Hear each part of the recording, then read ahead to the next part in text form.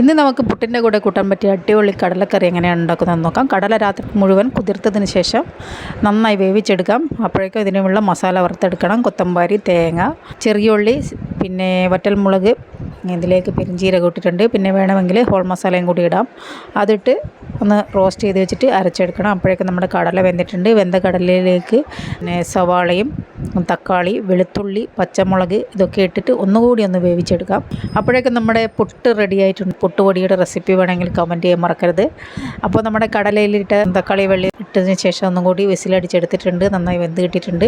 ഒരു കയ്യിൽ കടല നമുക്ക് മാറ്റി വെക്കാം. അരച്ചിട്ട് ഇതിൽ ചേർക്കാനാണ്.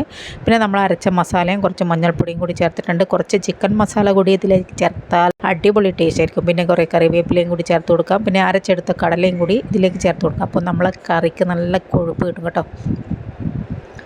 അപ്പോൾ എല്ലാം കൂടി ചേർത്തതിന് ശേഷം നന്നായി ഒന്ന് തിളച്ച് വരട്ടെ. തിളച്ചതിന് ശേഷം ഇതിൽ നന്നായി ഒന്ന് താളിച്ച് കൊടുക്കണം. കടുകും കറിവേപ്പിലയും വറ്റൽമുളകും ഒക്കെ ഇട്ടിട്ട് താളിച്ചിട്ട് ഇതിലേക്ക് ഒഴിച്ച് കൊടുക്കാം. ഇതൊന്ന് തിക്കാവും അത് കുക്കറിലിരുന്നിട്ട് തന്നെ.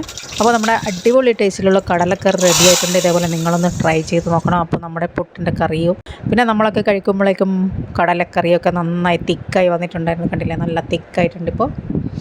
അപ്പോൾ ഇതേപോലെ നിങ്ങളൊന്ന് ട്രൈ ചെയ്ത് നോക്കണം. നല്ല അടിപൊളി ടേസ്റ്റാണ്. ശരിക്കും നമ്മൾ ഹോട്ടലിലൊക്കെ കിട്ടുന്നത് പോലെ തന്നെ ടേസ്റ്റ് ആയിരുന്നു. അപ്പോൾ വീഡിയോ ഇഷ്ടപ്പെട്ട്